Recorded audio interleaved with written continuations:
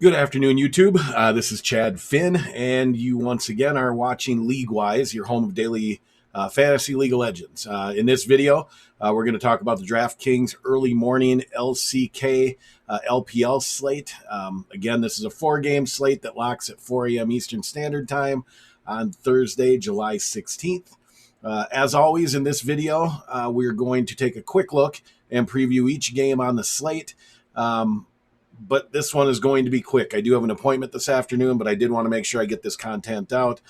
So please understand as I blow through this or try to. But I will give you 2 free picks along the way. And then I'll go ahead and give you Finn's faves, my favorite play from each team under the assumption that that team wins. These plays, Finn's faves, are based off of my exclusive carry rankings that are available on my Patreon page every day, along with my game picks for every DraftKings slate that day in the LEC, LCK, LPL, and LCS, assuming that I'm able to get the information that I need to be comfortable making those picks and suggestions. So far this split, after going 4-0 last night, or this morning, I should say, I am 140 and 56. That is approximately 71.4%. And I've won just over $4,000 since the spring split or summer split started. To join and get access to my carry rankings and those picks, you can follow the link down in the description below to my Patreon page. And while you're down there, make sure to like this video, subscribe to my channel if you haven't already, and don't forget to smite that notification button on your way out. That said, let's get on to game number 1, which is between KT Rolster and T1.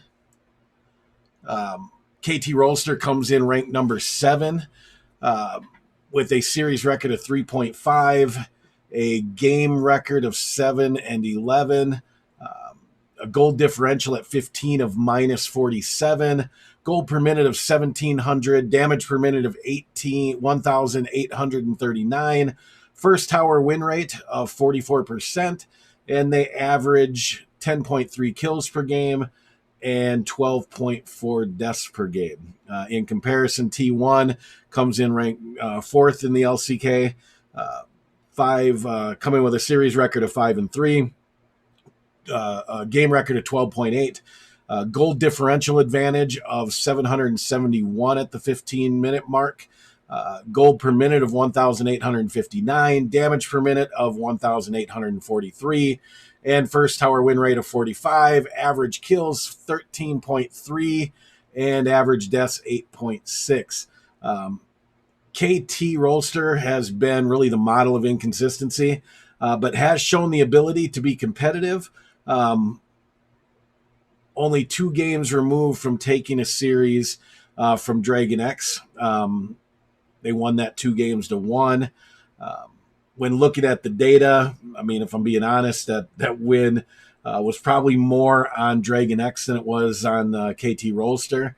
There's really not, I don't think KT Rolster is as good as their record. I don't know. I could be wrong. There's just not a whole lot that I like here. T1, on the other hand, is a veteran team. They rarely make mistakes. They maintain good objective, good vision control, as they really like to play around objectives and really capitalize on opponents' mistakes in doing so. Very rarely, especially if it's a team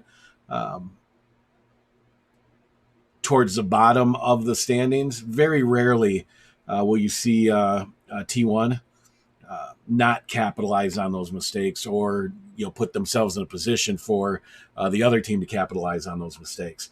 That said, both teams do come in winners 2 of their last 4 series. If KT is going to want to win this one, I think they're going to have to try to speed it up. So I expect them to draft aggressively and kind of look to snowball their composition into the mid game. Question is can they out execute a team like T1? Even though there's not a lot that I like about KT Rolster, they're not 3 and 5 by accident. So the odds makers are giving them a 26.46% chance of winning. Anything can happen. Like I said, if they can speed, I think their one chance in this is to speed T1 up and see if they can't force them out of their comfort zone. That's something that teams have been able to do, but it's more of the top tier teams in the LCK. Moving on to game 2, we have LNG Esports versus Invictus Gaming. LNG comes in ranked 16th in the LPL with a series record of 2-8, game record of 6-17, a goal differential at 15 of negative 1,289, goal per minute of 1,647, damage per minute of 1,790, first tower win rate of 22%, average kills per game of 8.8, and average deaths per game of 13.2. IG comes in ranked 6th in the LPL. They are 7-3 in the series with a game record of 15-11. They have a goal differential advantage at 15 of 523, goal per minute of 1,815, damage per minute of 2,237. First tower win rate of 50%. They average 12.9 kills per game and 12.8 deaths per game. Outside of the numbers, there really isn't any reason, to really dwell on this one. LNG has problems after starting the split 2-1. They've dropped 7 series in a row, winning only 2 games along the way. Invictus, on the other hand, has won 7 of 9 since dropping their opening series of the summer split to Team Wii. If there's a potential opportunity, it is that IG has dropped 1 game in each of their last 5 victories. Maybe LNG can steal a game and then roll one right back on them. But we're talking about LNG. I don't think they'll capitalize on this one. Here's one of your freebie picks. IG wins this one. They probably win it 2-0. Going on to game 3, we have Royal Never Give Up versus Suning Gaming. RNG comes in ranked number 8 in the LPL with a series record of 5-4, a game record of 12-10, gold differential at 15 of 256, gold per minute of 1775, damage per minute of 1696, first tower win rate of 36%, average kills of 12.3 per game, and average deaths per game of 10.5.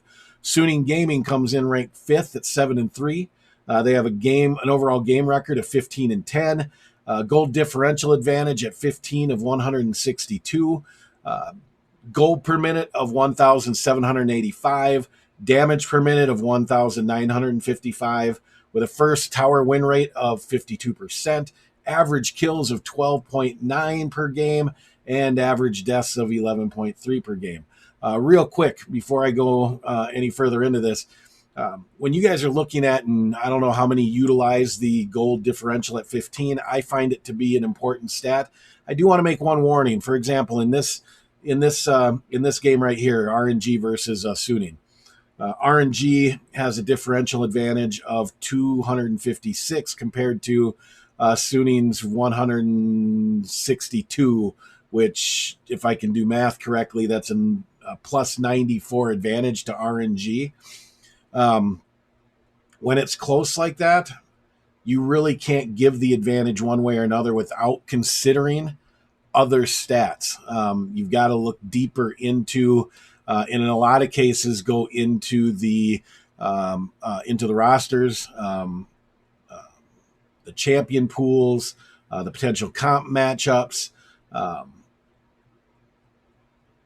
how the team likes to play, who have they played. All of that needs to be factored in when making a decision. Just be careful to not overvalue some of these stats when making your picks.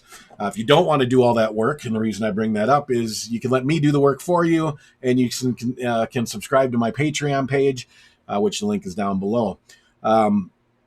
For this one, there is no freebie. This is the game of the morning, in my opinion, and it's another coin flip. Odds makers are giving Suning a 54.56% chance of winning, and Royal Never Give Up a 51.92% chance of winning. These teams are statistically almost mirror images, and where there is an advantage, I'm not really 100% sure that the other team can easily advance that advantage. This is one just like last night. In last night's video for this morning's game. I forget who it was against, but it was the same thing. Coin flip. This is another one where prior to making this pick, I had to go back and watch a couple games of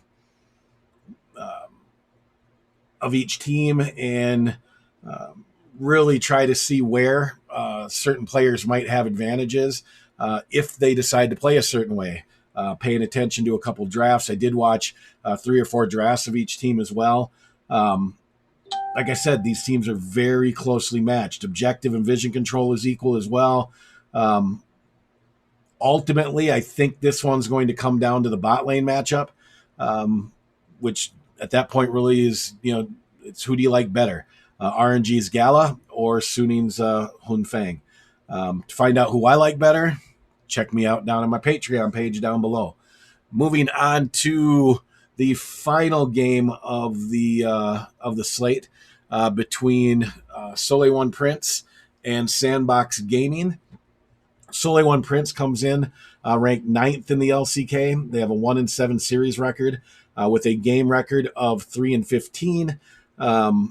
Gold differential of 2,171.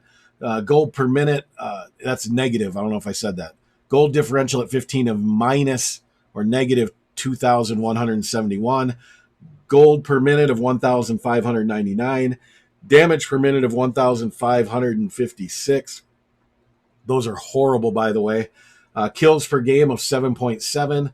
Deaths per game of 16.1.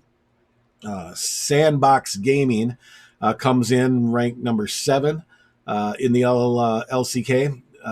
Series record of 3-5. 7-11 in their games on the split. Gold differential of negative 1,318. Gold per minute of 1,681. Damage per minute of 1,697. Again, those aren't great numbers. 61% tower win rate, which is a significant advantage in this one. Kills per game of 9.3 and average deaths per game of 12.7. This is a story of 2 teams heading in a different direction. Soleil One Prince has lost 7 series in a row, taking only 1 game in the process. That means they've been 2-0'd 6 times in that 7 series losing streak. Well, Sandbox comes in winners of 3 straight since bringing in new head coach, the Yamato Cannon, Jacob Mebdi, I believe it's pronounced. So taking that in consideration, whatever changes he made and however he's affected this team, they have clearly been a different team on the Rift than they were in their first 5. They started the split off 0-5. They've since rattled off 3 wins in a row. They've looked really good in the wins, in those wins as well. Which one thing to keep in mind is when you look at their numbers, for example, like goal differential at 15 being negative 1,318, that has been trending up in the right direction for them. So is gold per minute. So is damage per minute. Everything has. That's all stuff that you have to keep track of throughout the split in order to be able to continue to make the picks that are going to give you the best chance of taking down some of these slates. Odds makers are giving Soleil One Prince a 31% chance of winning this one. I'll be honest, I don't understand how. I actually thought coming into this that Sandbox might be the most heavily favored team on the slate. I don't think they are. No, they're not. IG is. T1's more heavily favored than they are too. I don't think this one's close. Here's another free pick for you on the day. So that's 2 picks. Sandbox wins this one, probably 2-0. If you guys have any questions, I know I've kind of rushed through this, or I tried to. Please feel free to leave them in the comment section. I will have my phone on me during my appointment, and if I can, I'll try to answer those. If not, I'll answer them as soon as I get back to the house. Let's just get into Finn's faves. Had to kind of lessen up the graphics here a little bit so you get them all at once.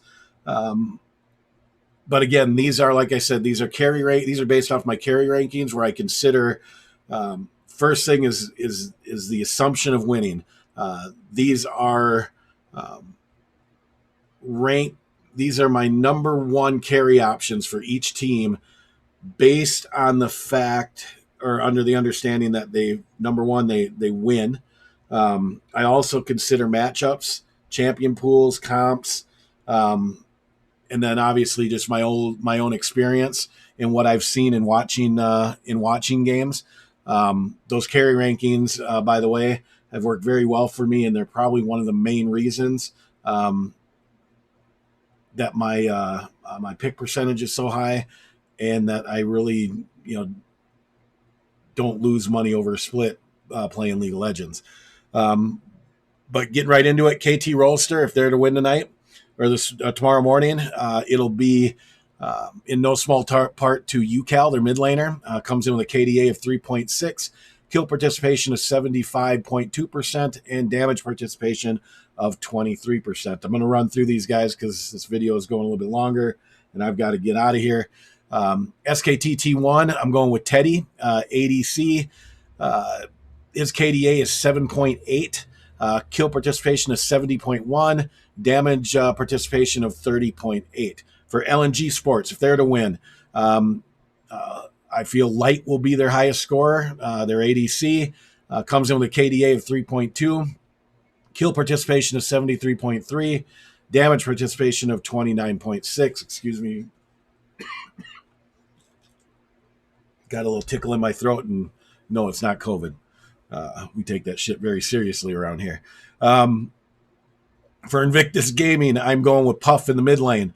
He comes in with a KDA of 4.3, a kill participation of 65.4%, and damage participation of 24.8%. For Royal Never Give Up, if they are going to win, it's going to be on the back of Gala. ADC comes in with a KDA of 6.2, kill participation of 81.1, damage participation of 32.8. I got to admit, I was disappointed that when they went to Gala over Betty, but Gala has showed up. This kid's good. Suning Gaming, if they win, Angel, I believe, will be their top scorer from the mid lane. He has a KDA of 4.8, kill participation of 71.6, damage participation of 26.9. Soleil One Prince, if they are to win, my number, this doesn't happen a whole lot, but my numbers tell me that it will be because Xukzu, I don't know how he pronounces that, their top laner, will play a carry role in this, and more than likely will be will lead that team. Now, this probably means that they're not going to win, but he comes in with a KDA of 1.1, a kill participation of 58.1%, and damage participation of 24.4%.